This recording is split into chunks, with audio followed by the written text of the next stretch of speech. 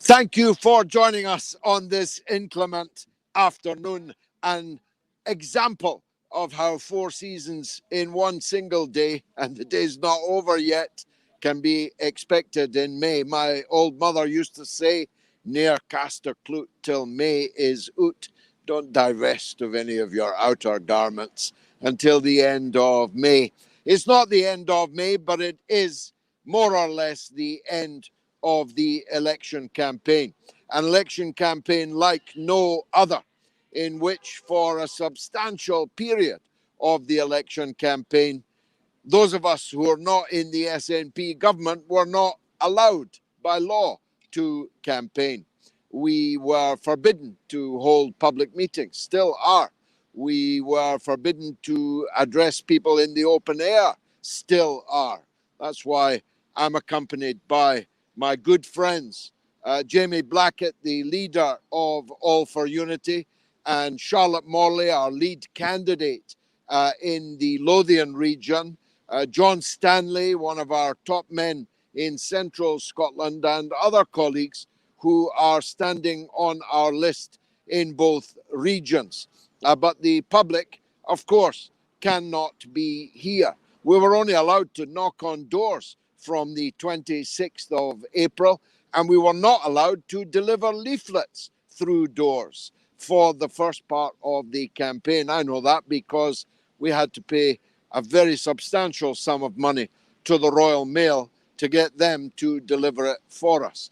The Royal Mail can deliver leaflets, even private delivery companies can deliver leaflets, but parties were not able to. All the while, Nicola Sturgeon, the First Minister of Scotland, bestrode the television studios every single day with what was thinly veiled, scarcely disguised nationalist propaganda, accentuating difference wherever she could. But hey, that's her role in life. It has been her role in life throughout her political career, which, as we all know, began at the age of 16. We know that because so many people have known her since she was 16. That's an in-joke, but I hope you are among those who gets it.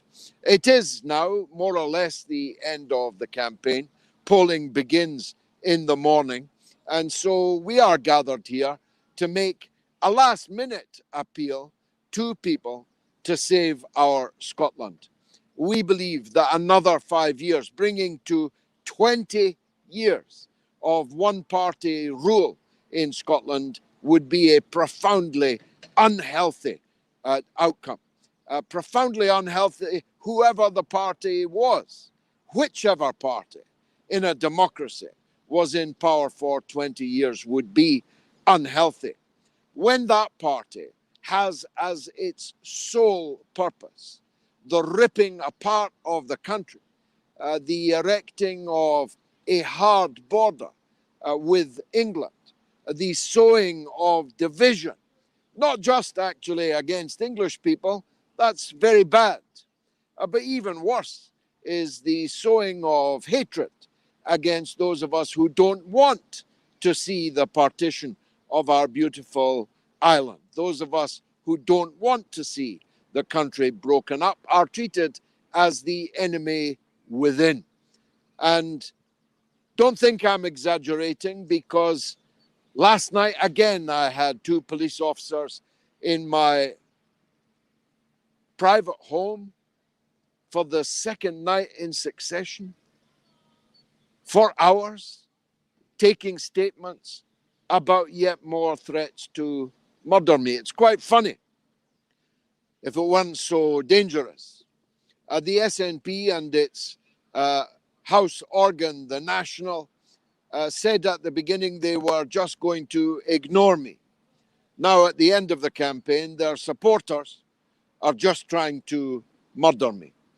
And this Ulsterisation of Scottish politics will only gather significant pace if the SNP are re-elected tomorrow, particularly if they are re-elected but depending on the support of extremist forces who feel that the SNP hasn't sown quite enough hatred, quite enough division, and want to accelerate that process.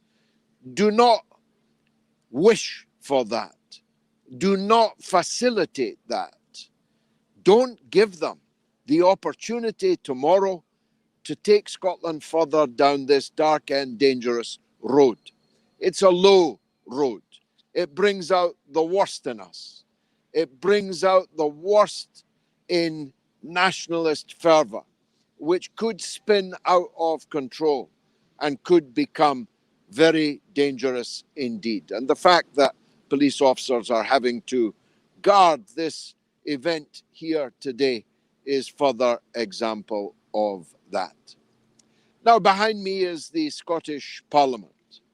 At the Labour conference in Aberdeen in 1974, I gave my first speech to a Labour Party conference, and it was a call for Labour to support the demand for devolution, for a home rule parliament like this one behind me in Edinburgh. I was a true believer. The Labour Party was very divided then on whether or not this was a good idea. Some of my closest friends, like the late Robin Cook, like the late Tam Dalyell, were strongly opposed to it, arguing that this can only accelerate the separatist cause in Scotland. And as Tam put it memorably, as he did on so many things, it will be a motorway without an exit ramp. I didn't agree with them now. I don't even entirely agree with them. I didn't agree with them then. I don't even entirely agree with them now. But it's a much closer call for me now than it was then. It's quite obvious that the government of Tony Blair and Gordon Brown did not properly design this Scottish Parliament experiment. They did not design the constitutional arrangements in a way that would stop a devolved assembly being used as a battering ram to break down the door to separatism. They did not take the precautions. They did not do the due diligence that they should have done and made the constitutional changes that would have made it impossible for that to happen. I think most people watching this already know what's happened. Instead of devolution and this building behind me being used to govern Scotland better within the Union, this Parliament has been captured by separatists whose sole purpose is to use this building behind me to end Britain as we know it. Now, at least half of Scotland, on the latest poll, 55 to 45, quite familiar numbers those, will never agree, never accept being dragged out of Britain against their will. That's particularly true here in Edinburgh, but it's also particularly true in South Scotland, where I am standing and where I live. I'm told that Orkney and Shetland would not wear it either. I'm told that Aberdeenshire would not wear it. And wouldn't it be the most extraordinary and dismal irony if the breakup of Britain set in motion events that could lead to the breakup of Scotland itself? That would be a miserable, dreadful end to the whole separatist surge. But it could happen. And the best way to avoid it from happening is to ensure that we go no further down that dangerous road by re-electing Sturgeon tomorrow. I think people are tired of her. I think people are fed up of the SNP government. It has been a miserable failure on virtually every single metric on schools, on health, on policing, on the law, on transportation. We still waiting for a solution to the chronic transport problems along the borders and in the south of Scotland. People are fed up of failure, fed up of SNP failure. And when you add to that the ever-present fear for investors, fear for people with businesses, small, medium, and large. Look at the Royal Bank of Scotland just last week. Who's going to invest in a country where you don't know if in the next 24 months that country is going to be plunged into real instability and potential breakup? Who's going to keep their resources here when they don't know what currency those resources will be in if that separatist nightmare took place? Who's going to buy property that could be instantly devalued by the danger of separatism? This instability is really bad for Scotland. It's really bad for the Scottish economy. Now, this whole separatist nightmare would have been a bad idea any time in our history. Our best 3 centuries ever have been the 3 centuries in which we've been in union with the rest of the United Kingdom. But to do it when we're still in a pandemic and haven't even begun to count the economic cost of that pandemic is literally insanity. It is an insane idea. And yet, according to the opinion propaganda, as I call it, it might well happen tomorrow if you stay at home and don't go out to vote. The weather might not be great tomorrow, but if you want to save Scotland, if you want to save Britain, then you have to go out tomorrow, rain, hail, or shine, and vote smartly. These are my last words on this. By smartly, I mean this. You have to vote for the best placed candidate to defeat the SNP tomorrow, even if you don't like them, even if you don't like their party, even if you've never voted for them before, even if your grandmother would turn in her grave at what you're doing. You have to do it. Because in constituency after constituency, dozens of them, the SNP may be elected on a minority vote. And those who don't want separatism will be in the majority, but they will have split their vote, in some cases for literally hopeless 3rd and 4th place candidates.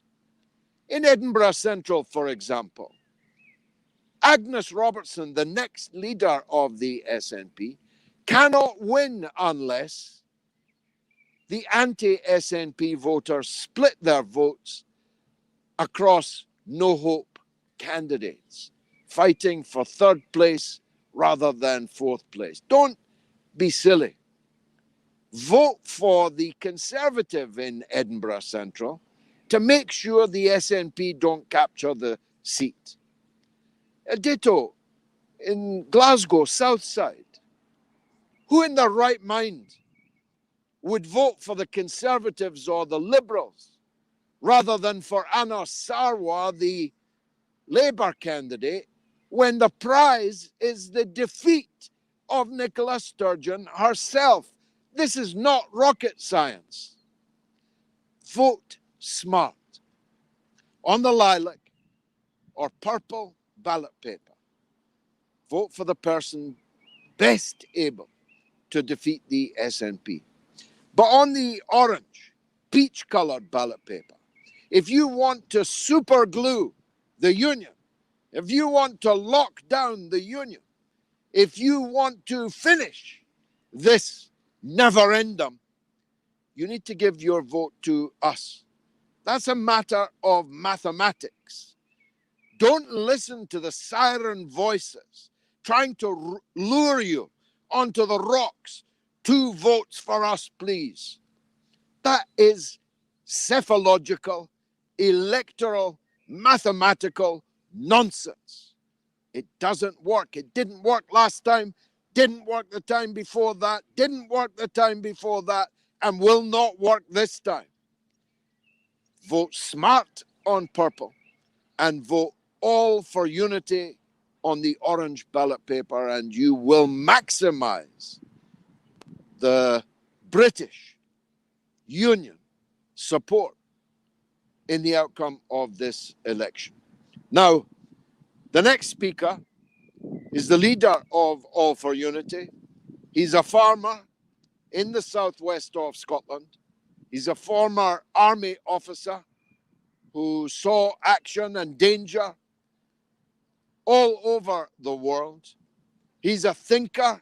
He's a writer of the first rank. He's even a columnist in some of the country's most dubious newspapers and magazines. Of course, he's Jamie Blackett. Please stay tuned for our leader, Jamie Blackett. Jamie. Thank you, George.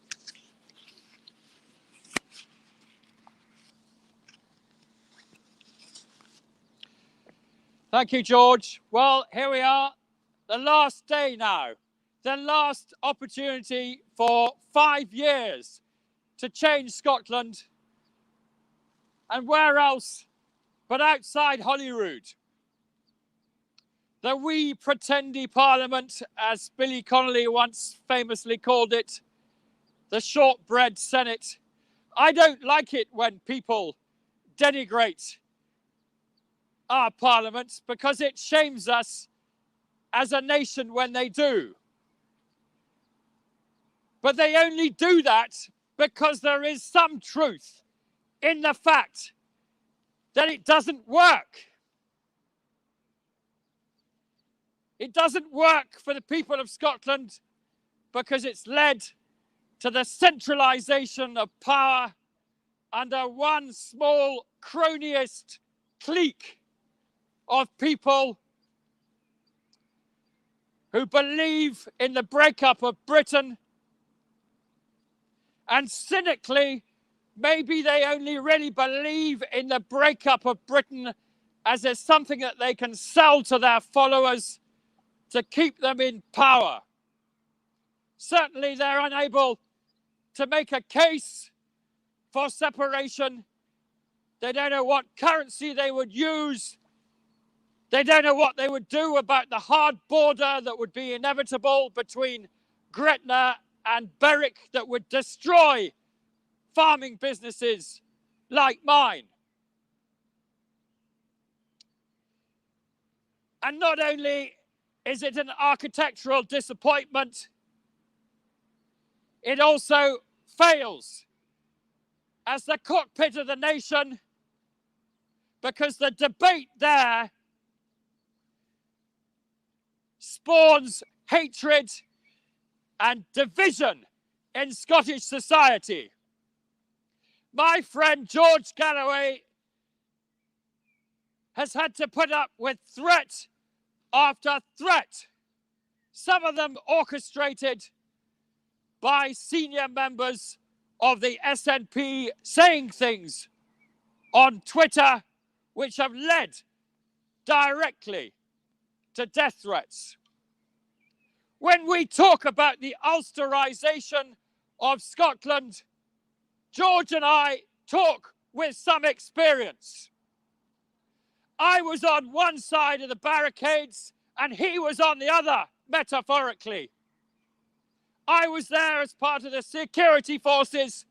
He, like around 40, 50% maybe of people in Northern Ireland, didn't want us there. Supports a united Ireland. But that is all over now. The important thing is that he and I have come together because we see that the kind of sectarianism, the kind of division that we saw at first hand in Northern Ireland has now come here to Scotland with death threats against politicians because of the failure of this place to have civilized debate, the failure of this place to accept the settled will of the people after the referendum in 2014. We need to change that. We need to change the way that devolution works for Scotland. We need to give power and resources back down to the people, back to the regional councils who have been starved of money so that the roads are full of potholes. The schools haven't got enough teachers. The hospitals haven't got enough doctors. And all because this place, under Nicola Sturgeon, has put all its efforts into trying to break up Britain. Tomorrow is the last opportunity for 5 years to change that. Bizarrely, we, All for Unity, are now the only party implacably opposed to another referendum. The Tories seem to think in their election literature that a majority for the SNP would lead to another referendum. Why would that be when only probably less than 30% of the people of Scotland are going to bother to turn out tomorrow to vote for separatist parties? I don't understand why that would be, and we will continue to press Boris Johnson to sort this out, to pass a Clarity Act to end the neferendum. So, tomorrow, as George said, let's use this opportunity to change Scotland, to bring about the change we also badly need to heal our broken society. Vote with your first vote on the lilac ballot paper for the party most likely to boot the SNP out of here, and on your second vote, the orange ballot paper for All for Unity. Thank you. Bravo.